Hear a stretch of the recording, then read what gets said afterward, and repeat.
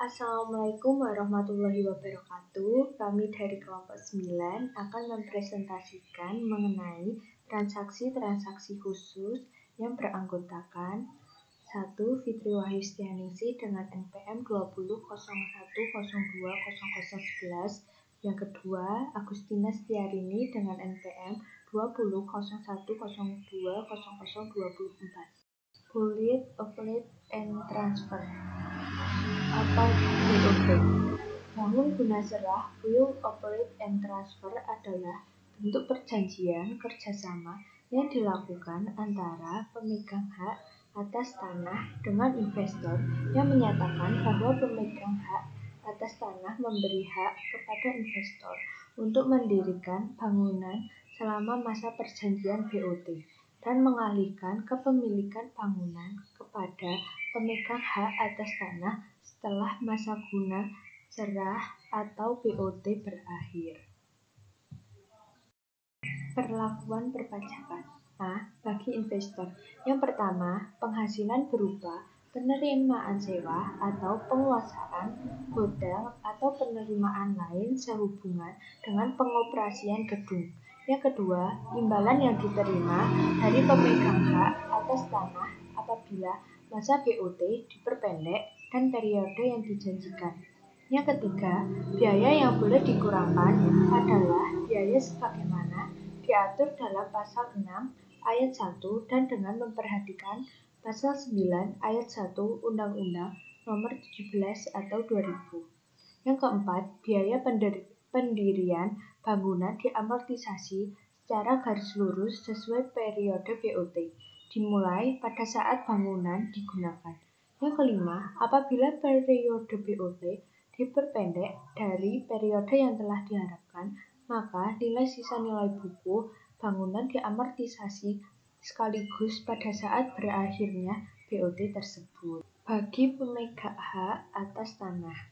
Yang pertama, pembayaran berkala yang diterima dari investor selama masa BOT.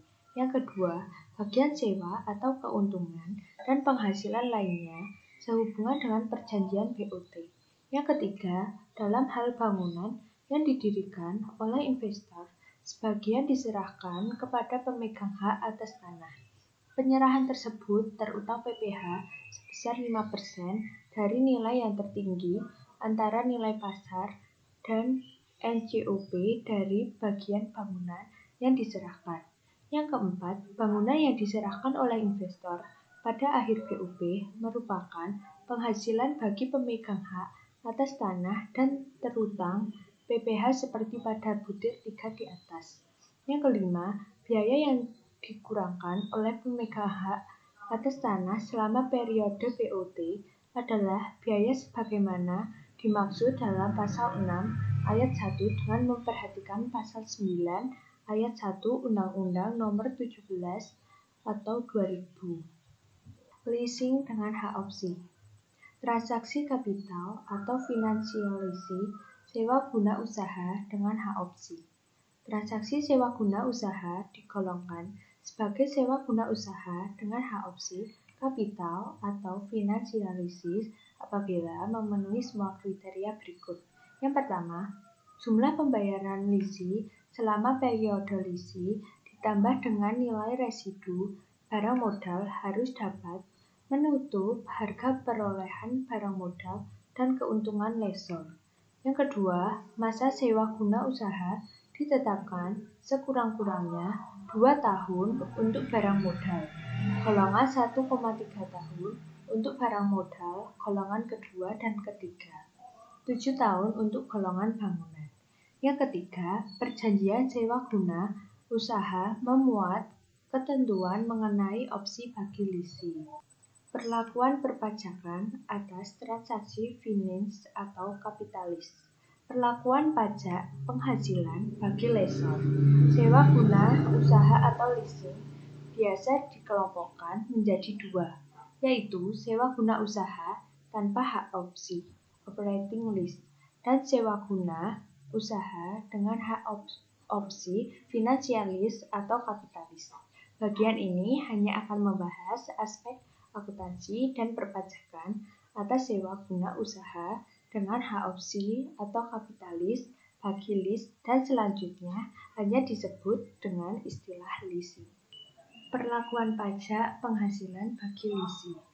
Yang pertama, selama masa sewa guna usaha, leasing tidak boleh melakukan penyusutan atas barang modal yang disewa guna usaha sampai saat leasing menggunakan hak opsinya untuk membeli.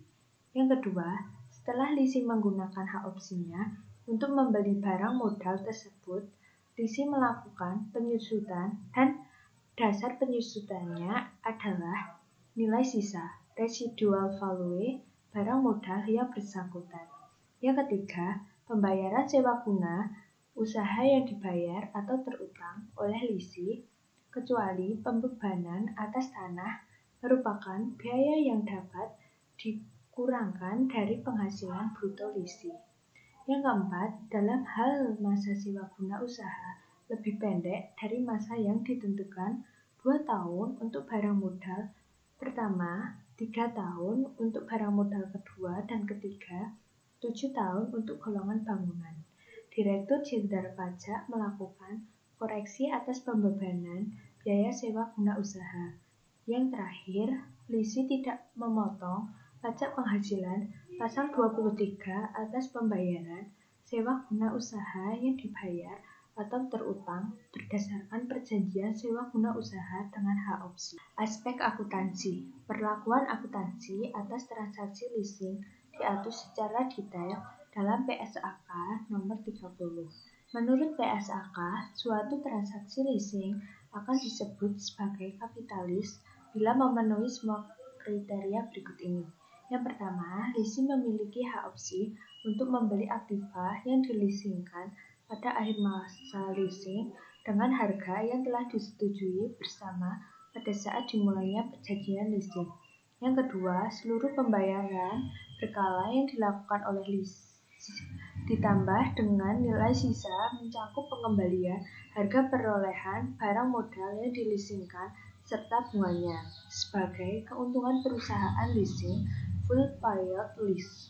Yang ketiga, masa leasing minimal 2 tahun.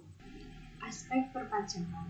Aspek perpajakan atas penggandaan atau pembelian aktiva tetap secara leasing menurut ketentuan perpajakan adalah KMK nomor 1169 atau KMK 01 atau 1991 tanggal 27 November 1991.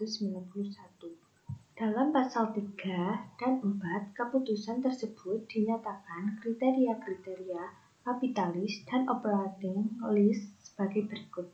Pasal 3. Kegiatan sewa guna usaha digolongkan sebagai sewa guna usaha atau SGU dengan hak opsi apabila memenuhi semua kriteria berikut.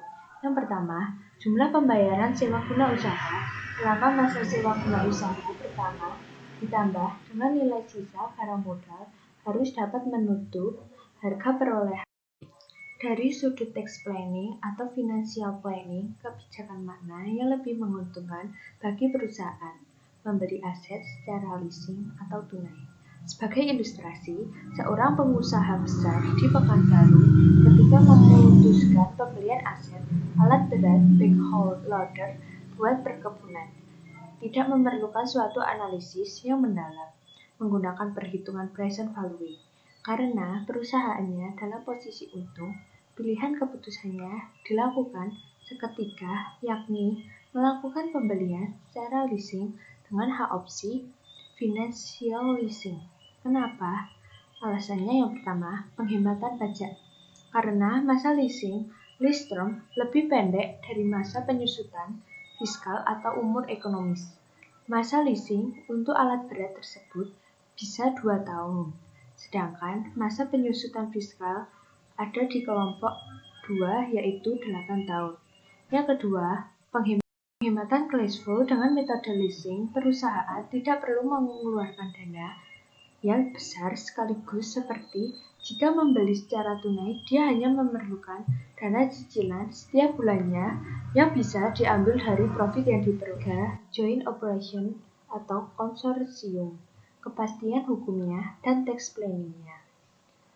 Banyak proyek di Indonesia yang dikerjakan serta menjadi tanggung jawab dari beberapa perseroan atau subjek pajak yang didirikan dan berkedudukan di Indonesia atau didirikan dan berkedudukan di luar Indonesia. Bagi pengusaha yang memiliki peluang investasi tetapi tidak memiliki dana atau aset yang cukup, dapat membentuk kerjasama operasi atau aliansi strategis antar badan yakni konsorsium atau joint operation. Menurut PSAK nomor 39 di definisi kerjasama operasi atau KSO adalah perjanjian antara dua pihak atau lebih di mana masing-masing pihak sepakat untuk melakukan suatu usaha bersama dengan menggunakan aset atau hak usaha yang dimiliki dan secara bersama menanggung risiko usaha. Bentuk operasional KSO sangat bervariasi dan berkembang selaras dengan kebutuhan para partisipasinya. PSAK nomor 39 memilih terminologi kerjasama operasi atau KSO dan mengelompokkan KSO tersebut menjadi golongan. Yang pertama, KSO dengan entitas hukum yang terpisah, separate legal entity, dari entitas hukum para partisipan KSO. Yang kedua, KSO tanpa pembentukan entitas hukum yang terpisah. Dari segi permodalan, joint operation tidak terbagi atas saham. Modal JO berupa kelebihan dari masing-masing anggotanya. Iman Santoso 2007 yang berupa yang pertama, kemampuan penguasaan teknologi. Yang kedua, financial support yang kuat.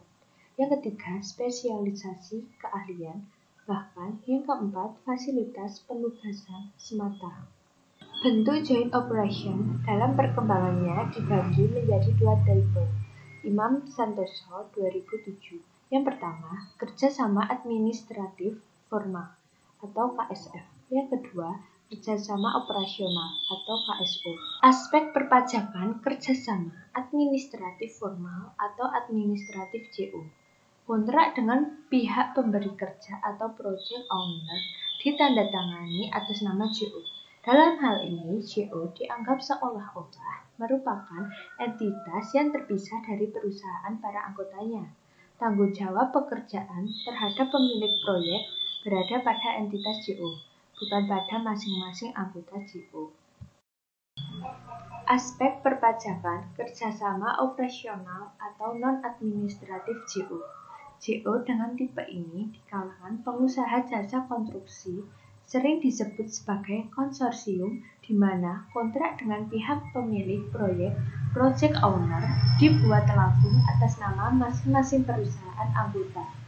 Dalam hal ini, JO hanya sebagai alat koordinasi tanggung jawab pekerjaan terhadap project owner berada pada masing-masing anggotanya.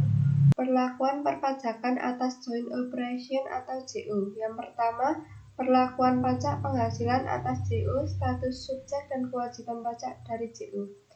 Secara definitif, pengertian joint operation dalam ketentuan perpajakan Indonesia tercantum dalam Surat Direktorat Jenderal Pajak atau DJP nomor S323/PJ 42/1989 yang kemudian dipertegas pada private ruling yang dikeluarkan oleh pihak DJP dengan surat nomor S 823/PJ 312/2002 tertanggal 24 Oktober 2002.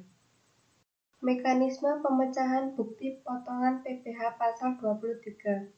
Seperti diketahui, atas penghasilan yang merupakan objek PPh pasal 23 berupa bunga sewa, jasa teknik, jasa manajemen, dan lain-lain yang diterima atau diperoleh joint operation dari pemilik project atau project owner, dipotong PPh pasal 23, besarnya PPh pasal 23 yang dapat dikreditkan adalah sesuai dengan JOA atau Joint Operation Agreement yang telah disepakati bersama. Selanjutnya yang kedua yaitu perlakuan PPN atas JO, status dan kewajiban PPN dari JO. Pasal 1 Angka 15 Undang-Undang Nomor 8 Tahun 1983 tentang pajak pertambahan nilai barang dan jasa dan pajak penjualan atas barang mewah sebagaimana telah beberapa kali diubah. Terakhir, dengan Undang-Undang Nomor 18 Tahun 2000 diatur bahwa penyerahan barang kena pajak atau PKP adalah pengusaha dan melakukan penyerahan barang kena pajak atau BKP atau penyerahan jasa kena pajak atau JKP yang dikenakan pajak berdasarkan Undang-Undang PPN. Selanjutnya yaitu berdasarkan ketentuan di atas atau Ref Surat Nomor S823/PC 312/2002 dapat ditegaskan status dan kewajiban PPN dari JO, yaitu 1. JO. Bentuk kerjasama operasi merupakan pengusaha kena pajak sebagaimana dimaksud dalam Pasal 1 Angka 15 Undang-Undang PPN. Yang kedua, apabila dalam transaksinya dengan pihak lain secara nyata dilakukan atas nama JO, maka JO harus memenuhi kewajibannya sebagai PKP, yaitu melaporkan diri untuk dikukuhkan menjadi PKP, memungut, menyetorkan, dan melaporkan perhitungan PPN dan PPNBM yang terutang melalui surat pemberitahuan masa PPN.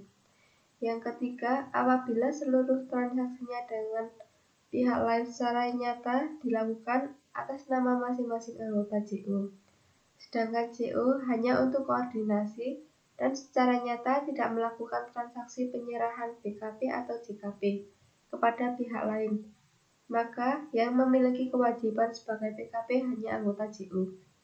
Yang keempat yaitu jika JO merupakan kontraktor utama dari proyek pemerintah yang dibiayai penuh dengan hibah atau dana pinjaman luar negeri, maka atas penyerahan barang kena pajak atau jasa kena pajak dari JO kepada pemilik proyek tidak dipungut PPN dan faktur pajak yang diterbitkan oleh JO harus diberi cap PPN dan PPNBM tidak dipungut. Dari selanjutnya yaitu manajemen pajak untuk konsorsium atau JO. Manajemen pajak yang baik bila didesain sesuai ketentuan perpajakan mendapat komitmen dari manajemen dan didukung dengan administrasi perpajakan dan pembukuan yang baik akan memberikan manfaat, yaitu yang pertama, meminimalkan terjadinya kejutan pajak atau tax surprise, dan yang kedua, dapat menjelaskan kewajiban dan haknya di bidang perpajakan secara efektif dan efisien. Jan Hutak-Hall 2007. Materi selanjutnya yaitu kepastian hukum terhadap pemajakan atas JO. Sudah 25 tahun, reformasi perpajakan diluncurkan tahun 1983. Namun, hingga kini belum ada satu ketentuan dalam Undang-Undang Pajak maupun peraturan pemerintah dan peraturan atau keputusan Menteri Keuangan yang mengatur perpajakan atas JO. Hanya ada satu ruling setingkat surat edaran Dirjen Pajak, yakni SE nomor 44 PJ 1995 tentang mekanisme pemecahan bukti potong PPh pasal 23 yang dikaitkan dengan SE nomor 26 PJ 9/1991 tentang petunjuk teknis pemindahbukuan atau PBK. Selain itu, hanya surat-surat khusus atau private ruling sebagai jawaban dari pertanyaan-pertanyaan yang diajukan wajib pajak yang dijadikan acuan hukum yang berlaku bagi wajib pajak untuk kasus yang dipertanyakan. Materi selanjutnya yaitu hospitality industry. Yang pertama, golf. Dimuat di majalah Indonesia Tech Review di tengah polemik antara kalangan pengusaha golf dan pihak fiskus yang tidak bisa diselesaikan melalui jalur hukum formal dalam batasan undang-undang perpajakan, baik pajak pusat maupun pajak daerah. Pemajakan industri golf mau dibawa kemana? Menurut konsekuensi dari keberlakuan Undang-Undang Nomor 28 Tahun 2009 adalah pada pemberlakuan perpajakannya di mana PPN masukkan lapangan golf menjadi pungutan pajak yang tidak dapat dikreditkan oleh perusahaan lapangan golf dan harus dibiarkan, sehingga menambah beban industri. Ambivalensi pemerintah dalam pemberlakuan pemajakan industri golf di Indonesia. Dalam pasal 42 ayat 2, huruf G dan H, Undang-Undang Nomor 26 Tahun 2009 tentang pajak daerah dan retribusi daerah, antara lain dinyatakan bahwa pemain biliar, golf, dan bowling, serta pacuan kuda dan kendaraan bermotor digolongkan ke dalam pajak hiburan. Materi selanjutnya yaitu desakan pemerintah pusat atau Menpora untuk menyelamatkan pemasukan keuangan daerah dan kebutuhan APBN-nya. Kalangan DPR lebih berpihak pada aspirasi daerah untuk menempatkan olahraga golf dalam kategori objek pajak hiburan dan undang-undang pajak daerah dan retribusi daerah. Menjadi perhatian dari Menpora yang melihat perspektif jangka panjang olahraga golf ini dan menyikapinya dengan memposisikan dasar hukum perpajakan industri golf. Dalam penjelasan Undang-Undang Nomor 42 Tahun 2009, perubahan ketiga atas Undang-Undang Nomor 8 Tahun 1983 tentang PPN, barang dan jasa dan pajak penghasilan atas barang mewah, ini bertujuan meningkatkan kapasitas hukum dan keadilan bagi pengenaan pajak pertambahan nilai. Perlakuan pajak daerah terhadap golf yaitu 1.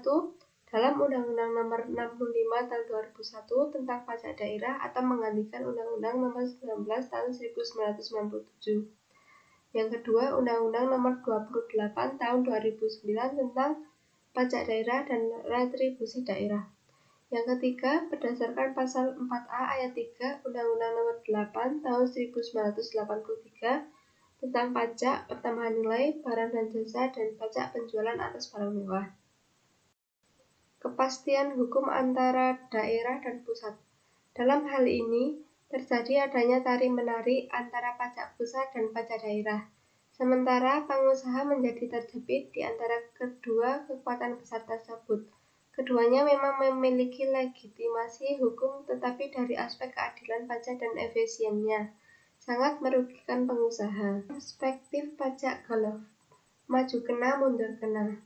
Bila kita membandingkan perlakuan pajak atas pendapatan golf di Indonesia dengan negara lain, baik di Eropa, Amerika Serikat, dan negara Asia lain atau Singapura dan Malaysia, yang mendefinisikan pendapatan golf sebagai objek pajak pertambahan nilai, maka perlakuan pajak atas pendapatan golf di Indonesia sangat unik karena tampil berbeda. Dampak positif. Upaya yang terus ditempuh untuk menuju terciptanya kondisi yang lebih baik teknis dalam pemajakan atau pendapatan industri golf adalah: yang pertama, terciptanya iklim perpajakan yang lebih mendorong tumbuh dan berkembangnya industri golf serta pembinaan atau pengembangan olahraga di Indonesia. Yang kedua, terciptanya moral perpajakan yang lebih baik. Untuk yang ketiga, menerapkan mata rantai pemajakan PPN untuk mencegah distorsi agar hak pengkreditan pajak masuk tidak terganggu. Yang keempat, meningkatkan kepastian hukum tentang PPN atas pendapatan golf. Yang kelima, prinsip keadilan dalam proses pemajakan dikedepankan. Yang keenam, menghilangkan pemajakan ganda yang merugikan pengusaha golf akibat cost ekonomi. Materi selanjutnya, 2. Aspek perpajakan hotel dan tax planning-nya. Dengan berlakunya Undang-Undang Nomor 28 Tahun 2009 tentang pajak daerah dan retribusi daerah, pajak tidak ada lagi peluang bagi hotel untuk menerbitkan PPN untuk pendapatan usahanya. Di tengah tingginya pertumbuhan hospitality industry, salah satu peluang bisnis yang menjanjikan adalah menjadi pengusaha hotel. Hotel sendiri yaitu fasilitas penyedia jasa penginapan atau peristirahatan termasuk jasa terkait lainnya dengan dipungut bayaran. Pajak hotel merupakan pajak daerah dan masing-masing daerah atau provinsi memiliki peraturan daerah atau perda sendiri-sendiri. Selanjutnya, aspek pajak pertambahan nilai. Setiap pembelian barang konsumsi dan barang modal terkena PPN, sedangkan pendapatan hotel atau sewa kamar restoran bukan merupakan objek PPN. Selanjutnya, beberapa trik tax planning untuk mengurangi dampak penumpukan dari PPN masukan dapat dilakukan sebagai berikut. Yang pertama, pada awal pendiriannya, hotel harus bernaung di bawah satu badan hukum perseroan dan teregistrasi sejak awal menjadi pengusaha kena pajak. Yang kedua, melunakkan dampak pengenaan PPN dengan cara menyebarkan pembelian dari pemasok barang F dan B ke pengusaha kecil yang tidak mengenakan PPN. Yang ketiga, PPN masukan dari pembelian barang modal yang sangat material, jumlahnya sebaliknya dikapitalisasi sebagai alternatif accounting policy. Yang keempat, penyelenggaraan administrasi pajak yang akurat dan up-to-date. Aspek pajak penghasilan yang meliputi tax shifting dan memberdayakan tenaga outsourcing. Dasar pengenaan pajak atau DPP, PPN, dan PPh pasal 23, versi pertama yaitu di mana PPN dan PPh 23 dihitung dari total penerimaan atau billing sebelum pengenaan PPN. Versi kedua di mana PPh 23 dihitung dari total management fee. Jenis jasa yang tidak dikenai pajak pertama nilai. Dalam memori penjelasan dijelaskan lebih lanjut bahwa jasa perhotelan meliputi yang pertama jasa penyewaan kamar, yang kedua jasa penyewaan ruangan. Materi selanjutnya perluasan cakupan pajak hotel. Yang pertama penyewaan rumah atau kamar, apartemen, dan fasilitas tempat tinggal lainnya yang tidak menyatu dengan hotel. Yang kedua fasilitas olahraga dan hiburan yang disediakan di hotel yang dipergunakan oleh bukan tamu hotel dengan pembayaran. Yang ketiga, pertokoan, perkantoran, perbankan, salon yang dipergunakan oleh umum di hotel. Sekian dari kelompok kami. Apabila jika ada salah kata, kami mohon maaf. Terima kasih. Wassalamualaikum warahmatullahi wabarakatuh.